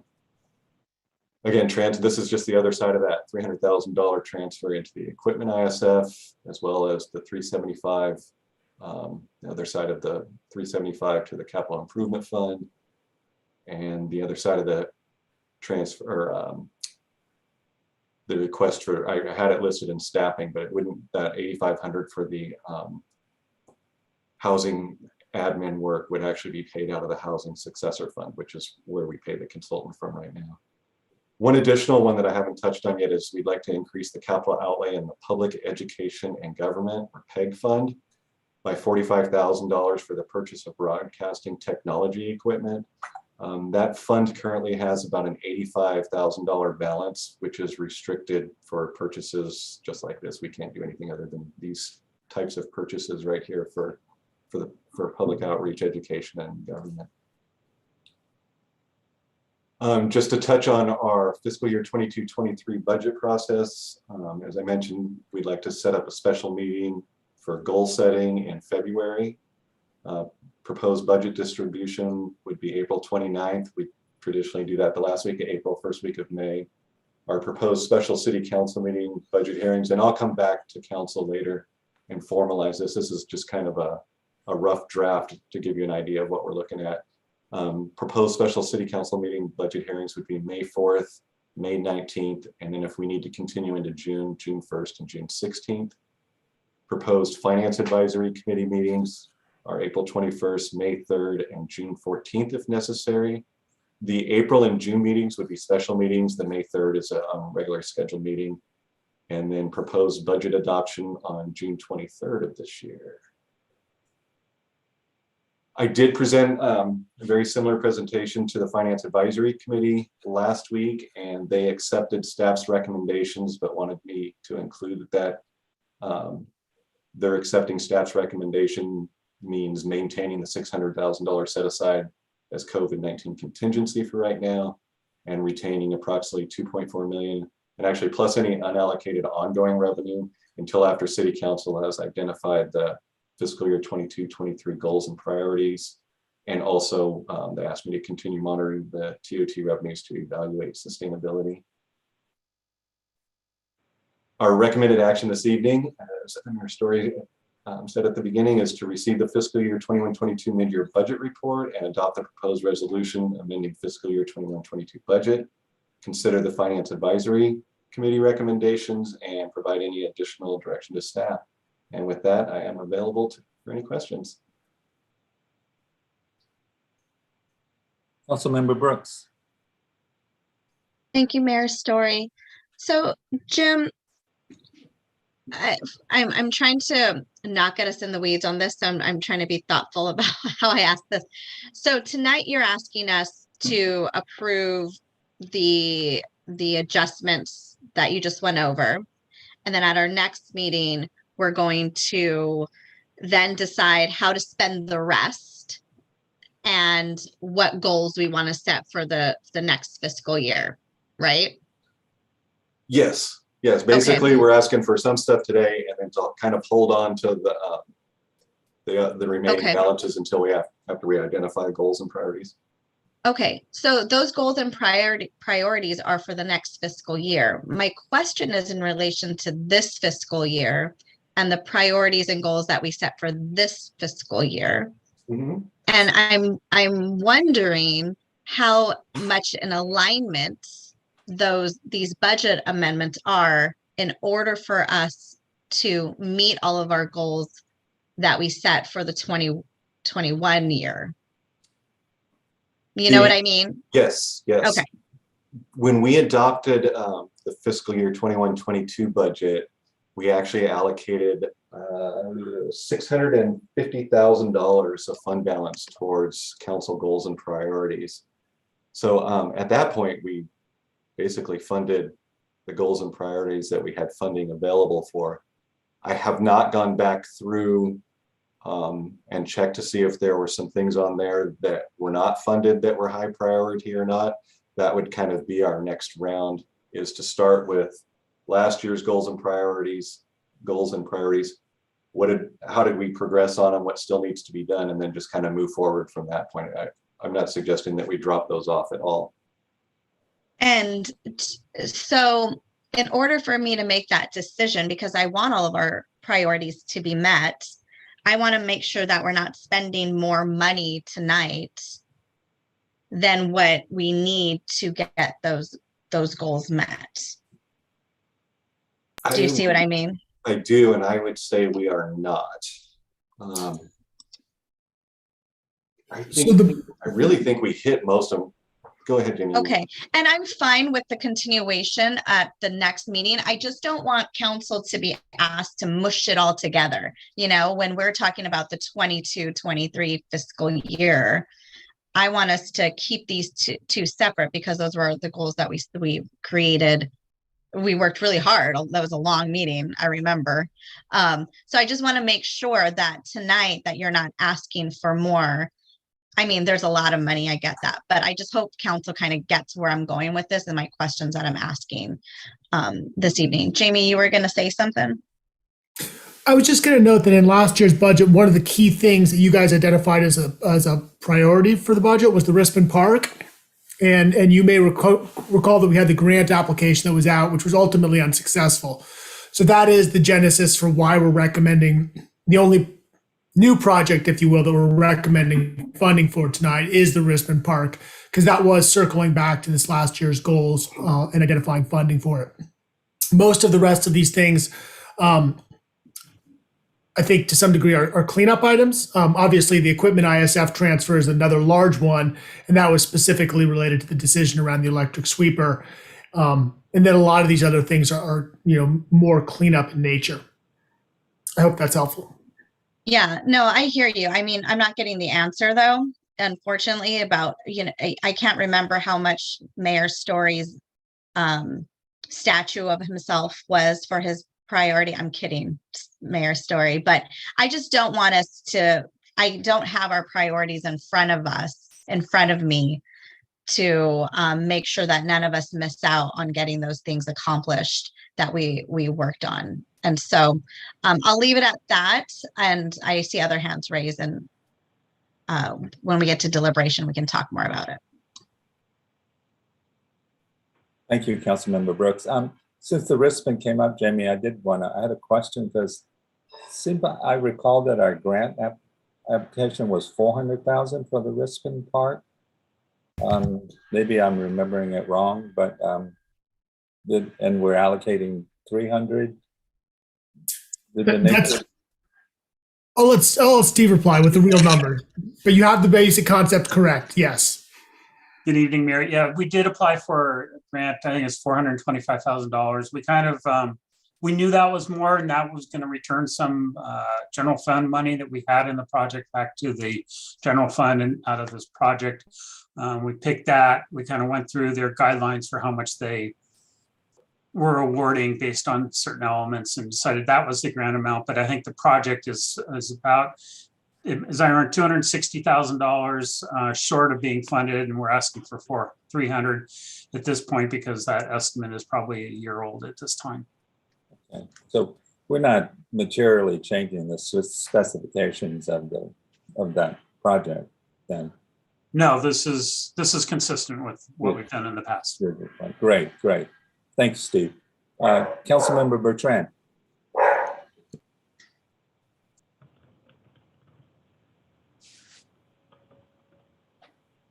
I'm on mute. You're on mute, Councilmember Bertrand.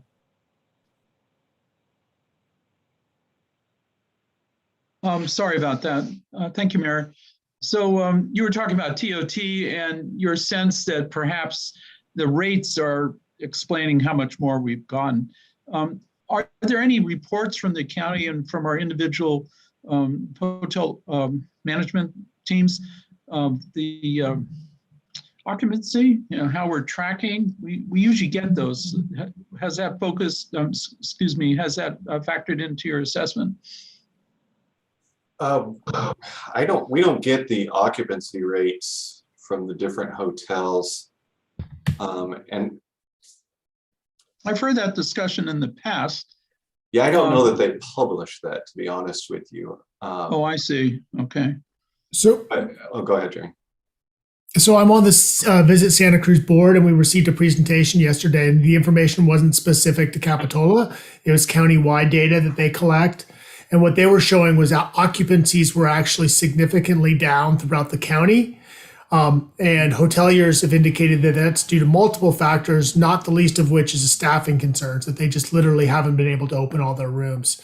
But the room rates are significantly up countywide. I think pretty substantially. I think it was 25%, something along those lines. So I think in Capitola, what we've been experiencing is relatively little change in occupancy, that we are still hitting the occupancy targets, thankfully, that we've had in the past.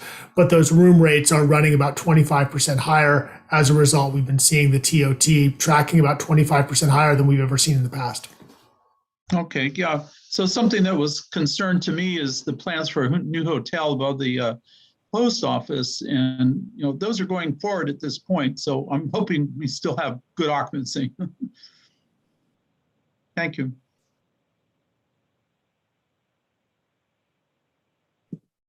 Any other questions? Seeing no hands raised at this point, I'll take it out to the public, see if any members of the public wish to speak on this item. If you do, raise your hand on the Zoom application, or you can dial *9 and you'll have up to 3 minutes to speak, or you can send an email to public comments at Capitola, strike that, at ci.capitola.ca.us. Larry, do we have anyone wishing to speak on this item? Mayor Story, we do not have any attendees that have their hands raised, and we do not have any emails. Okay, I'll bring it back to the council for further deliberation and possible action. Any council member would like to speak on the item?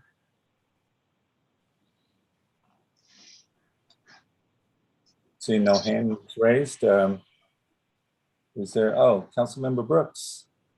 Yeah, thank you, Mayor Story. So I am going to go ahead and make a motion to adopt staff's recommendation of the following budget amendment thank you, so I can read it, to receive the report for the 21-22 mid-year budget report and adopt proposed resolution amending the fiscal year 21-22. I want to make sure, though, I see the FAC recommendations. I didn't see any language in staff's recommendations, so I just need some help with ensuring that we maintain the $600,000 set aside for the COVID contingency. And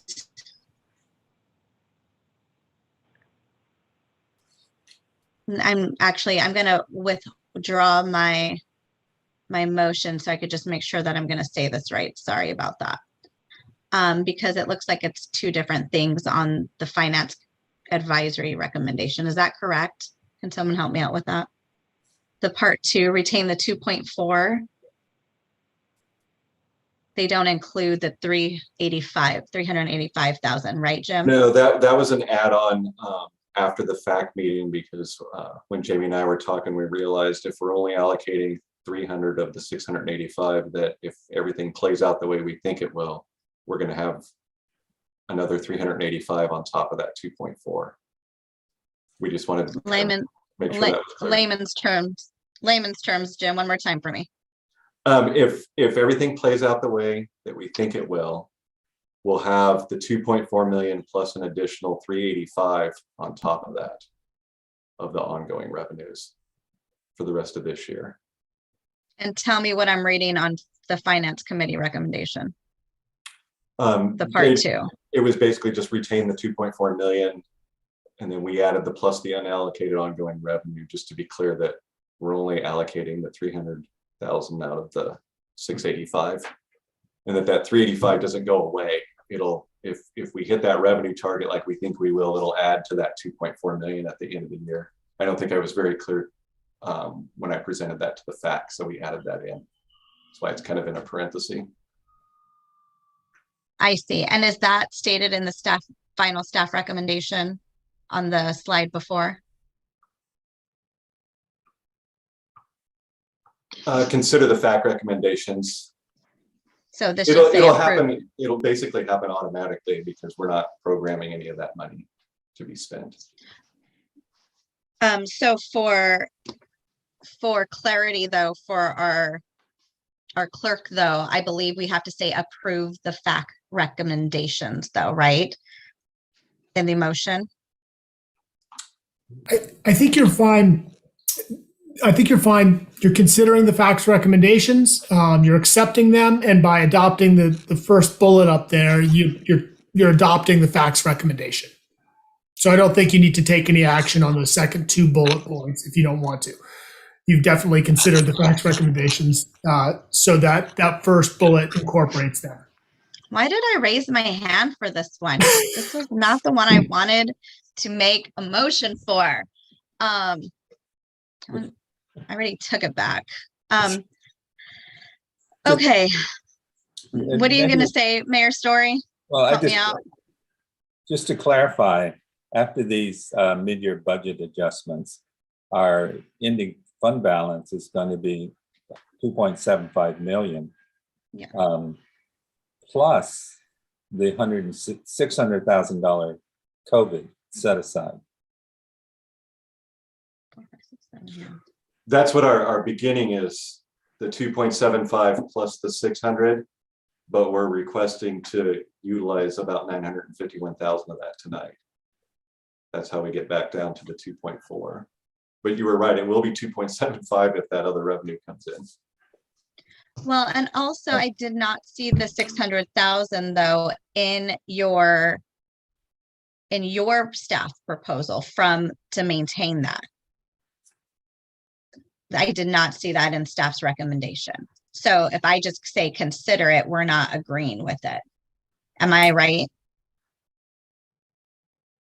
Because we're not proposing any amendments, that fund at this point is in a specific account, so it still remains in the account. So if you don't take any action, it stays in the account. So that, like I said, that first bullet point incorporates the facts recommendations. Okay. Okay. For a few more weeks till our special meeting. Okay, Samantha, I am going to try to make a motion, and I just want to make sure I'm on the right path here. Okay, she's nodding. Okay. This is not the language that's on the agenda though, for the first bullet, right? So the first bullet is to adopt the resolution that's in the packet. Right. And that's the only thing that we need the council to take action on. The council doesn't have action to receive the recommendations. So if you would like to take the action recommended by staff, that would only be to adopt the resolution. Okay. Okay, here I go. So I'm not gonna make the motion. I'm just gonna restate what I think you said. I'm gonna adopt the resolution and then adopt the staff's recommendation to receive fiscal year 21 and the amendment, right? So I'm gonna adopt the resolution and accept the amendment from staff. So the motion is you move to adopt the resolution. And then you would also like to accept the recommendations from staff. That's fine. And okay. The third part, was there a third part? Okay, then very good. Then that's the motion. Fabulous. All right, everyone. I am going to move to adopt the resolution and accept staff's recommendation for this item. Is there a second? I can second that. Seconded by Vice Mayor Kaiser. Any further comments on the motion? Seeing none, Chloe, I'll ask for a roll call vote. Councilmember Bertrand. I agree. Councilmember Brooks. Aye. Councilmember Peterson. Aye. Vice Mayor Kaiser. Aye. Mayor Story. Aye. The motion passes unanimously, which will bring us to item 8D, which is well, thank you, Jim. Which is modifications to the permit parking program at city-provided electric vehicle charging stations. The recommended action is to consider a resolution removing public parking spaces dedicated to electric vehicle charging stations from all permit parking programs. So we have a staff report. Steve, you're going to present this to us? I am. Good evening again. Good. All right, you have the floor. Check with the moderator, make sure I did it right. Looks great. Thank you.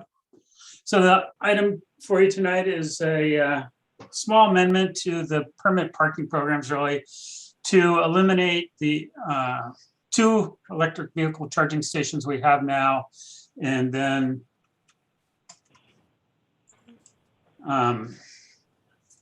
do that on a citywide basis. We only have 2 now, but that will anticipate that.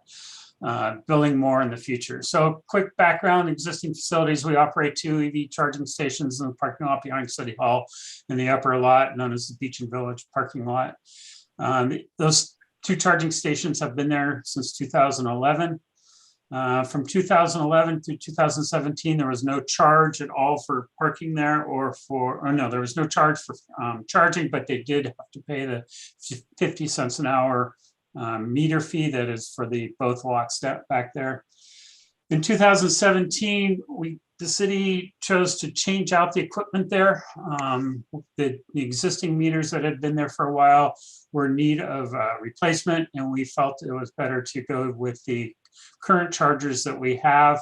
We had significant maintenance problems and other issues with the old meters, so we went with a newer meter. And at that time, we also decided to increase the parking fees for those 2 spaces only to $1 an hour to help offset the cost of the electricity that we're providing for the charge cards. And the entire time we've had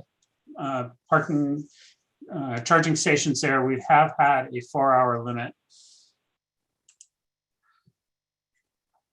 The issue we've run into that's come to head probably in the last year is that the Village Preferential Permit Program, which also includes the employee program, Village Employee Program, exempts the permit holders from both the meter fees and the time limits that we have established, the 4-hour time limit. We've noticed some vehicles will park there in the morning and stay there all day with a permit. And certainly that's not the intent of us providing that. We want to try and make sure they're available for vehicles that need to be charged. And even though they are paying, in theory, the parking meter fee, they're not paying for the electricity. So we would like to change that, and we've prepared a resolution for your consideration that will remove all the parking spaces on city-owned property and public streets, which are in the future, from all permit programs. These are parking spaces dedicated to EV charging stations. All users of the EV charging stations will be subject to paying the meter fees, including meter fees associated with charging, and they'll have to obey the posted time limits. So our recommendation tonight is to approve a resolution to that effect. And with that, I'd be happy to answer any questions. Councilmember Peterson. Thank you. Steve, can you go back one slide? I'm almost positive I already know the answer. I just want to confirm. So the first sentence says that it will remove all parking spaces on city-owned property or public streets. So this is just EV spaces. Let's go with what's in the recommendation. Remove public parking spaces dedicated to electric vehicle charging stations. I apologize for that. I just saw it too. Okay, just confirm. I just wanted to make sure we weren't like somehow doing away with all, just like, good luck finding any space that you can park in anymore. No, okay. Yes. Okay, great. Thank you. Councilmember Bertrand. Thank you, Mayor. Steve, is there going to be a transition period so that the regular customers, so to speak, will get used to this? Hadn't really considered that. Most of the users up there, we do have new signage we put up. We can work with the police department to do a soft enforcement on it, if that's what you'd like. Put some notices on there rather than citations. Is something we could consider. Yeah, if the police think it's a good idea, because I know sometimes these are, habitual actions and they'd have to find a different way to do it, if it doesn't meet their need in terms of the payment. It's not much of an increase, but still. Thanks.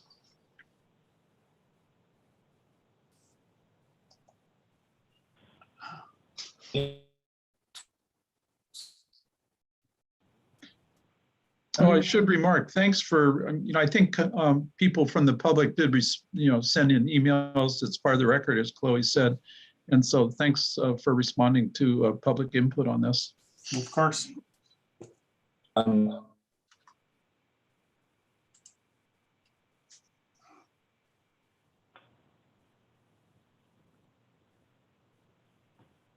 Did we lose Mayor Story?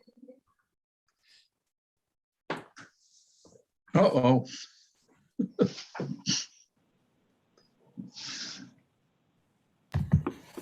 So I think this turns the meeting over to Vice Mayor Kaiser. So There I think you go. where we are at this, did I just hear Mayor Story come back? No. I don't think so. So I think we can go ahead to any public questions or comments. Vice Mayor Kaiser, I do not see anyone with their hands raised, and we do not have any emails on this topic. Okay, great. So then I think this goes back to council as far as if there's anybody that's willing to make a motion.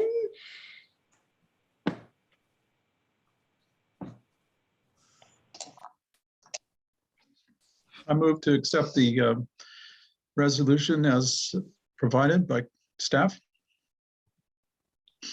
Can I make a friendly amendment to the motion? By all Sure, means. what is it? I would like to accept the resolution or the motion, excuse me. I would like to request that the motion be amended to move forward with the recommended action by staff, but with a grace period of signage, letting people know that this will change ahead of even kind of a soft enforcement period so that people aren't completely surprised. I don't know if Jamie or Chief Daly, if you think a 30-day, notice period would be appropriate, or is that too long? I think you'd be fine with a relatively short notice period. Everybody who uses this that we're talking about is either a city employee or there's a few sort of permanent village parking holders. So I think that a 2-week or 1 month notice period would be just fine. Okay, then maybe I'll just leave it kind of ambiguous and leave it to staff and Councilmember Bertrand, if you wouldn't be opposed to a friendly amendment to the motion, just saying that we would accept staff recommendation with a additional staff directed period of signage that notices the public that this is going to be happening. Yeah, I accept that. That was the intent of my question to Steve, and it seemed like that was going to happen. But, I think putting it in a motion is a good idea. Thank you. I accept that. Okay, can I second the motion that I just requested a friendly amendment to? Okay, then I second that. Okay, so that was an acceptance of the friendly amendment by Councilmember Bertrand and a second by Councilmember Peterson. Chloe, can we please get a roll call? Absolutely. So just to clarify, I heard the motion as adopting the proposed resolution with an amendment to include a staff-determined notice period to notify those that the change was coming. And thank you very much. I will call the vote. Councilmember Bertrand. I accept. Councilmember Brooks. Aye. Councilmember Peterson. Aye. Vice Mayor Kaiser. Aye. Great, and Mayor Story is not with us. Okay, thank you. Okay, thanks everybody. This was an interesting turn, and I do see Mayor Story joining right now. So I'm gonna give him the due diligence for the next portion of the meeting. You're just in time to adjourn, Mayor Story. Thank you very much. I'm not sure what happened. That was Twilight Zone. But yeah, my apologies. But did we take a vote on the last item? Okay. So, well, I guess I get to say we're adjourned until our next regularly scheduled meeting on February the 10th and at 7 p.m. Thank you, everyone, to staff, to council members. And I'll just close by saying be kind to yourself and to everyone around you. So thank you and good night. Good night. Sam,